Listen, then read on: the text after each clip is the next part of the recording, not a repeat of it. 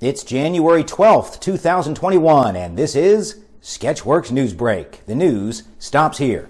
I'm Brian Troxell. Well, there's not really a lot to tell you. It was kind of a quiet week.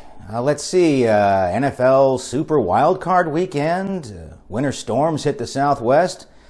And oh yeah, the Capitol building was invaded and sacked by Vikings. And not the kind from Minnesota.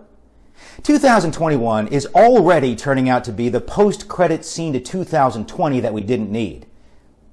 In fact, you know what? I'm just going to start the show again. It's December 43rd, 2020, and this is Sketchworks NewsBrake.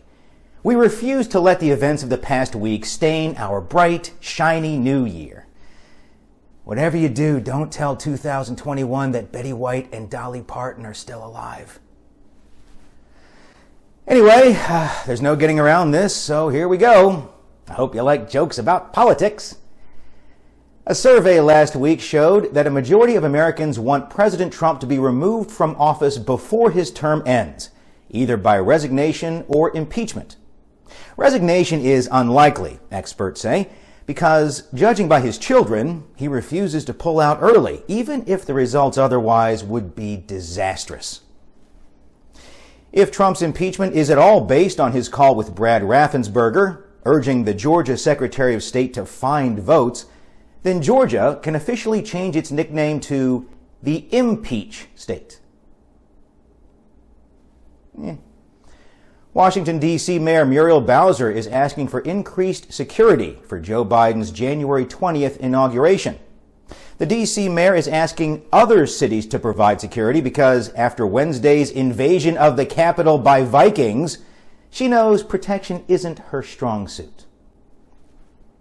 Many people are shocked at law enforcement's tepid response to the attempted coup, highlighting the unsettling truth about America. It's easier to get into the Capitol as a white person carrying a Confederate flag than a black person saying, "Hey, it'd be nice if you'd stop killing us all the time." A poll showed that 19% of Americans approved the rioters' takeover of the U.S. Capitol last Wednesday. A different poll shows that Congress currently has a 15% approval rating. This means that if an election were held today, Nancy Pelosi would once again lose her podium to this guy. Reports are starting to come in that Trump wanted to march with the crowd of insurrectionists to the Capitol, but changed his mind when his aides informed him that there wasn't a McDonald's along the way.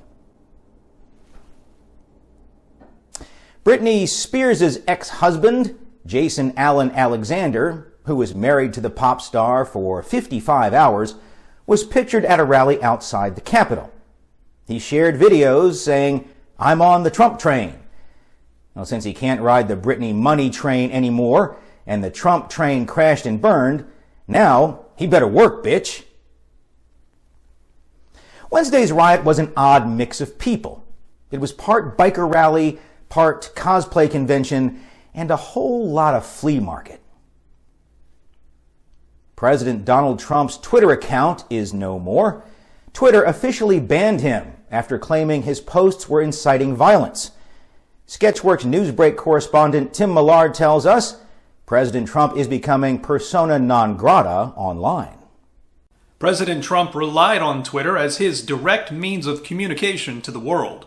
He influenced millions of people in 280 characters or fewer until Friday. Twitter has announced it is cutting off President Trump's ability to post on the social media site permanently. The move follows Wednesday's deadly assault on the U.S. Capitol. Mr. Trump has been accused of setting the violence in motion with tweets and his speech, encouraging his supporters to literally march to the Capitol. After the ban, the president tried to tweet from other campaign and staff accounts, triggering a game of whack-a-mole, with Twitter quickly taking down his posts. Many platforms have banned or restricted the president's accounts, including Facebook and Instagram, where he's blocked indefinitely and for at least the next 2 weeks. Sketchworks NewsBrake has learned the president is likewise banned from Twitch, Uber, DoorDash, Plenty of Fish, Duolingo, Pornhub, Raid Shadow Legends, Club Penguin, AOL Instant Messenger, GeoCities, CompuServe, and Ace Hardware's Ace Rewards program.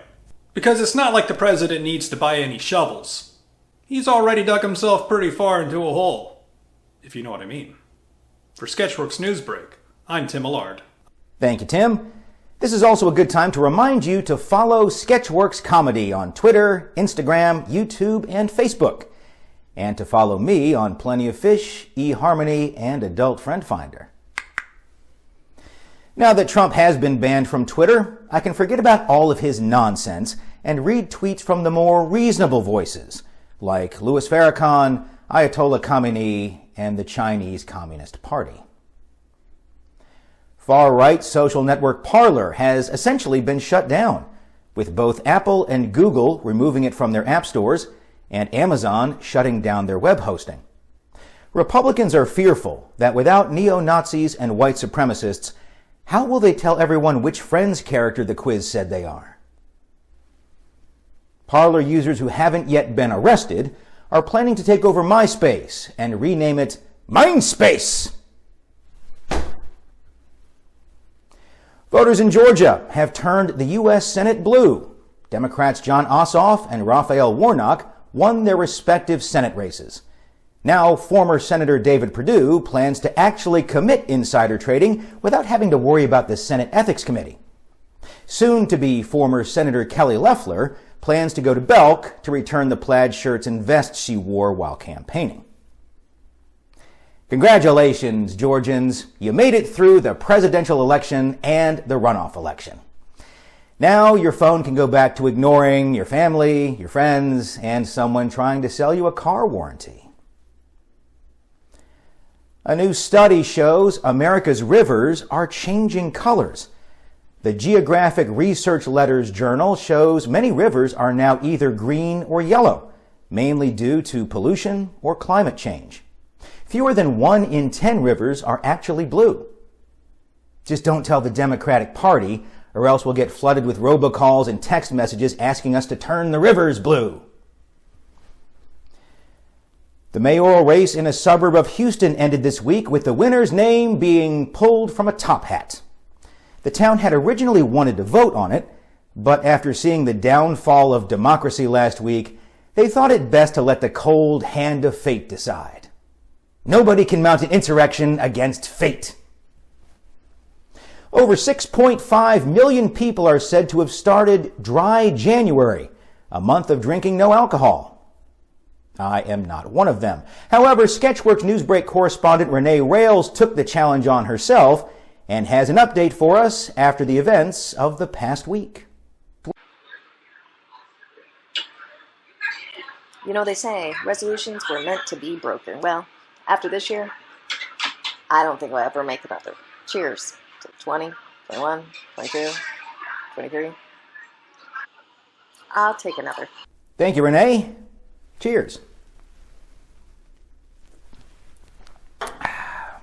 Missouri woman Helen Viola Jackson, who was the last known surviving widow of a Civil War veteran, died at 103 years old.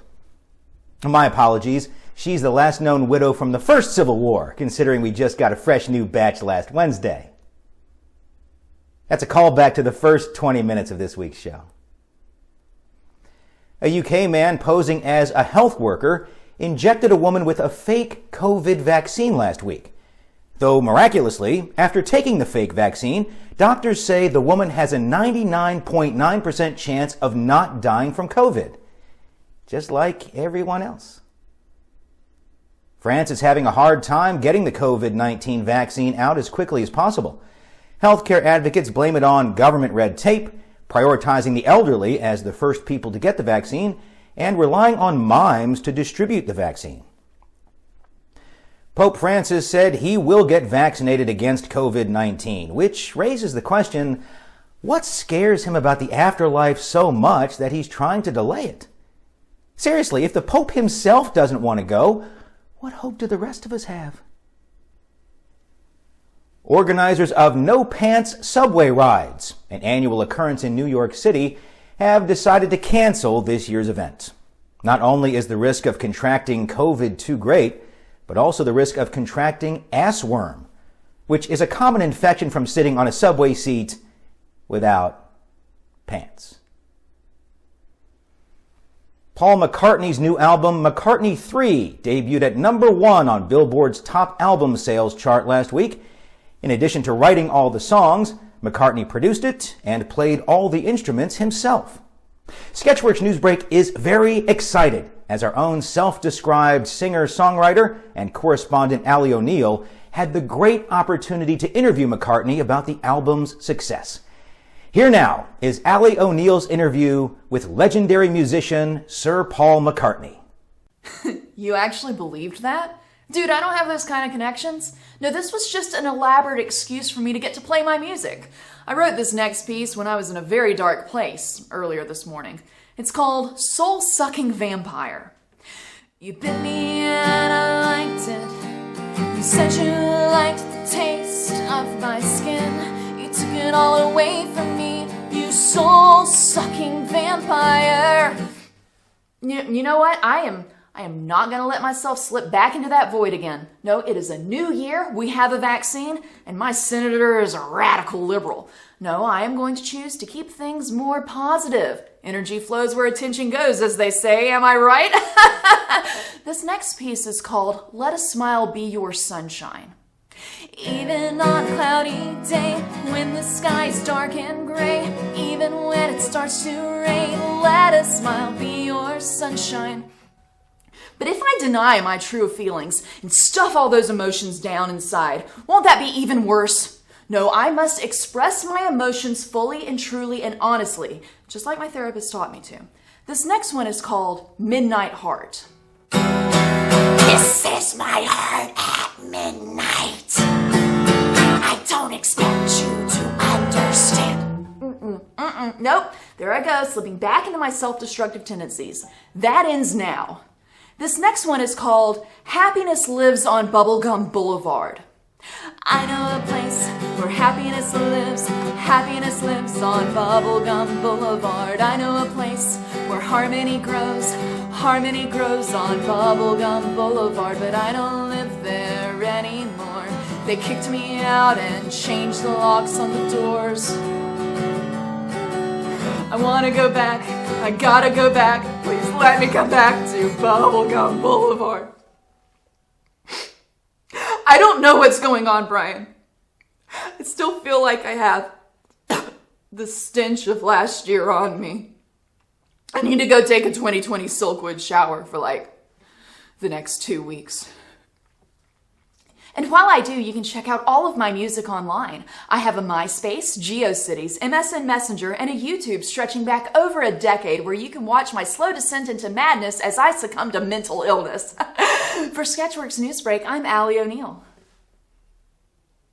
Thank you, Allie, for that uplifting bait and switch. Britain's Telegraph newspaper is reporting Meghan Markle is abandoning her plans to become a British citizen because she's so proud to be an American. Nah, I'm kidding. She doesn't care about that.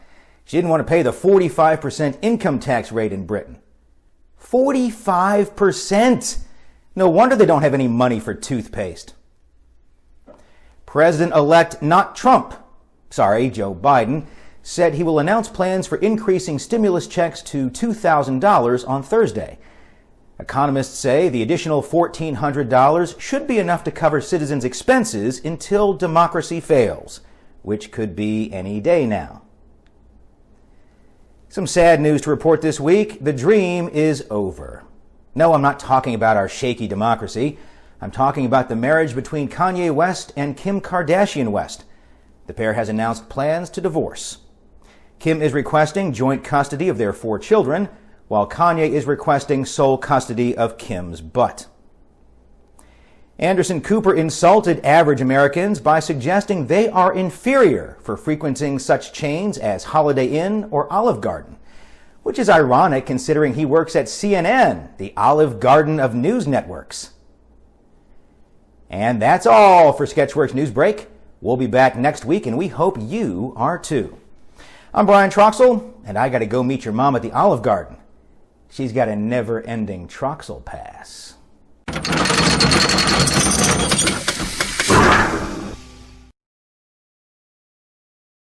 This next one is the first single off of my acoustic grindcore project.